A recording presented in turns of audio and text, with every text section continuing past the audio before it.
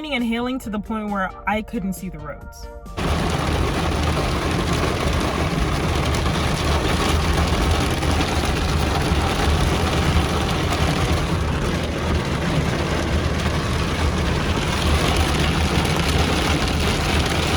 And I don't like that. I get really scared and I just want to pull over. At this point, I was just like, God, if you hate me, just say that. I was legit having a conversation with God. Like, what did I do something in like my past life to have I been a bad person and I just wasn't aware? Like, if that's the case, like, just say that. Because at this point, like, so luckily it only rained for about an hour, and we proceeded to drive through this park, take pictures. We got something to eat and kind of stopped for like 20-30 minutes. I want to say we got to the park at about maybe 11 o'clock, noonish, maybe 1 o'clock, possibly 2. All I remember is that we didn't get out of those gates, out of the park, until like 10 p.m. And it was Blake's bright idea to proceed on to the road to drive to Great Falls, which was our next destination, which was 4 hours away. Imagine driving. I think it was 4 hours from our from our last hotel to get to Yellowstone. Drove that entire time till 10 p.m. and then drove another 4 hours after that. I've never been so tired while driving in my life. Like, I know this is not safe, like this is not a joke, because like this is really serious and it probably could have ended up really, really bad.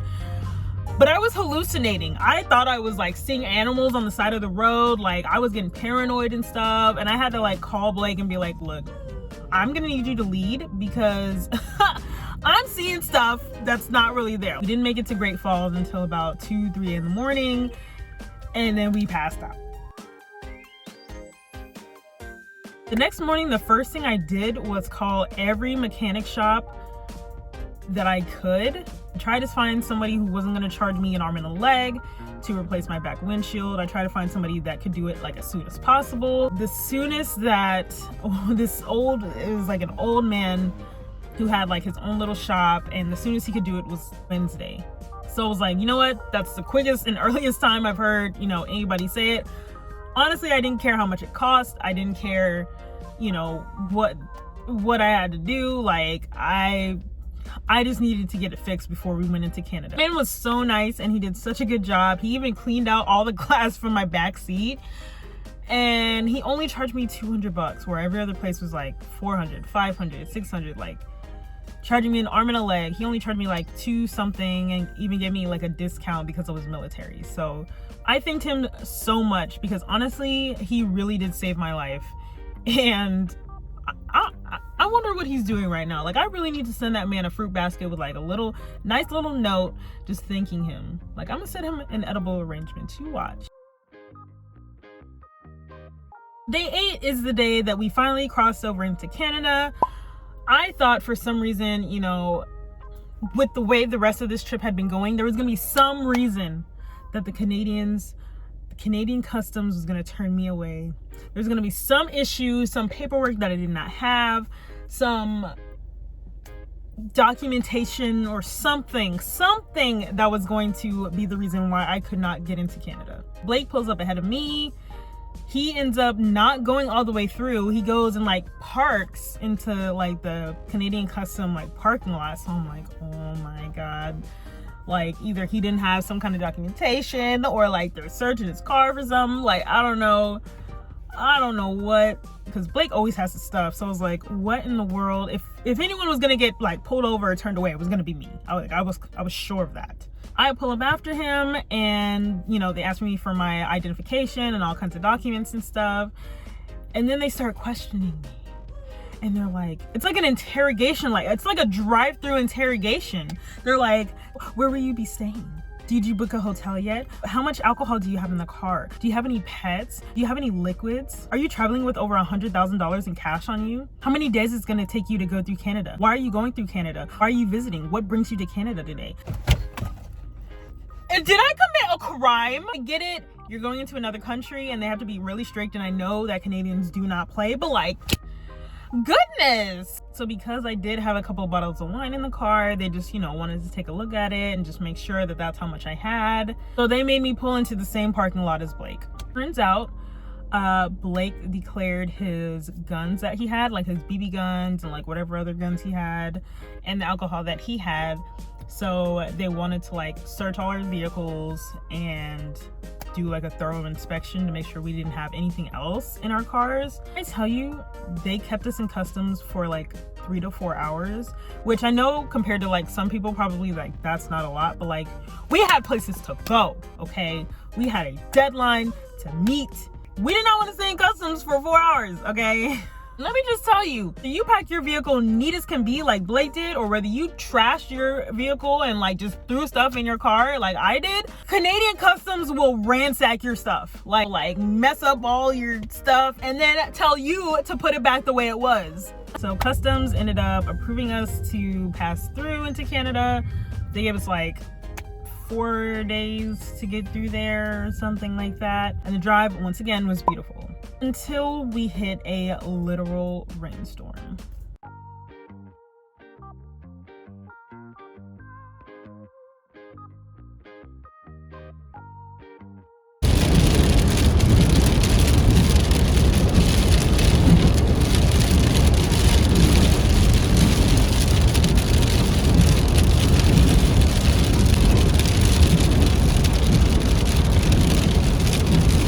Yeah, we drove through that, no stops, and I didn't even get the worst of it because yes, it did get worse than that, but I didn't even get to film the worst of it because that's how bad it was raining. Like I couldn't even see the road. I didn't want to get distracted and like hold my phone and try to steer. Like I didn't want to risk anything. That only went on for about maybe 30 minutes, but it felt like an eternity. So on day 10, this is when I knew as Americans, we have got to do better as a people. I went out to my car after we checked out of the hotel, and I noticed that the first thing I noticed, because I was parked, like I was facing the passenger side first. First thing I noticed is that my tire looked flat. Like not like flat, but like you're probably gonna need some air in it pretty soon.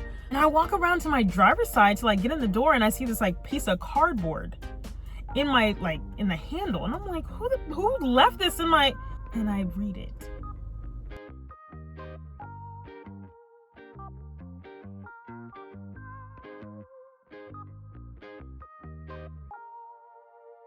Oh my God, I still have it. I still have the card because I was just like, people are so nice. Like, I don't feel like if that would have happened in America that anybody would have let me know or left a note or anything. I really, truly believe that. Like, I don't think anybody would have warned me for that. But just the fact that we are in Canada makes Canadians that much more, you know, a part of my heart, because they warned me. Had I not been paying attention, like, who knows what could have happened, you know? So I went to the gas station, put air in it, and Blake was able to find that I actually ran over a nail at some point. And he had pretty much established that like every time we stopped for gas, I would have to like check it just to make sure everything was good. Luckily for the rest of the drive, like my tire held up until, you know, I was able to get it fixed. So, bro, shout out to Canada, man. Last day of the trip, the last final stretch. We're almost there. We have a couple hours left in our drive. And I'm like, dude, please, this is the last day, Lord. Please let us get there safe and sound. Nothing else. No more flat tires. No more back windshields incidents. No more smoking brakes. Please, just get us to Alaska. Please just get us to Alaska, and then let havoc like rumble. Like, I don't know what I'm trying to say, but anyway, the last stop to get gas, this little rinky-dink country looking Like gas station where like you gotta pump first and then go inside and pay. It looks like a country western type of gas station. Went inside after I pumped my gas, and I don't know, like I looked at the gas pump total of how much I was supposed to pay, but like I didn't really like recognize it. And then I looked at Blake's, saw his, and I was like, okay, whatever, I'm just gonna go pay. So as the cashier is ringing me up, she tells me my total, and she's like, okay, you know, 107 and some change. And so like I stick my card in, and it doesn't register in my head until I'm like signing the receipt that she said 107, like $107 and some change. And I'm like, I've never spent that much on gas for my vehicle. Like I know I have an SUV and all, but like I ain't never spent no $100, like not even close to $100. Like I know the price of like money, like the value of money is different in Canada, but like I ain't never spent. Walk outside and I'm like, Blake, how much was your gas? Because I remember seeing like 107, but it was like on his pump. And he was like 107 and some change, and I was like, let me go back inside for a second. So I go back inside, and the lady's like, oh my God, I'm so glad you came back. I don't know what happened. Oh my God, like I just came in and paid his gas and it was 107. And then I was like, no, that's how much the last lady paid. And then I was like, oh crap, I think they just got charged the wrong amount for gas. How did you figure that out? And you know, I'm trying to be nice so like she doesn't try to scam me again, because I was like, obviously these people are trying to scam me. These people are trying to scam people. Because she was like, it's so weird because like the last lady that just left, like she actually paid 107 too. So I guess she just didn't notice. Like that sucks for her, you know. She just drove off, and I tried to tell her, but like she'd already pulled away. Really? You tried to tell her? You tried to tell her? You didn't even come out to try to tell me that I paid more than what my actual pump says. Are you serious? You expect me to believe that, ma'am? Anyway, she ended up reimbursing me the difference, which thank God. But luckily, like I was actually paying attention for once, and I noticed that. I guess when it comes to money, like I be on it. I was just like, bro, oh my God, let me just get to Alaska, please. Like, please let this be the last thing. That is it for this video. I hope you guys enjoyed the story time. This is the first time I've filmed anything in like months, like 4 or 5 months. So I'm still trying to get comfortable in front of the camera all over again and get comfortable like organizing my story times. But just ask that you guys bear with me, and thank you to everyone who is still subscribed to me and still watching my videos after I went on this long hiatus. Thank you so much. I promise you guys, after these past couple months, listen, I got nothing but story times and videos lined up for you guys. So if you haven't already, go ahead and subscribe to my channel to keep up with me. Thank you guys so much for watching, and I will see you in the next one.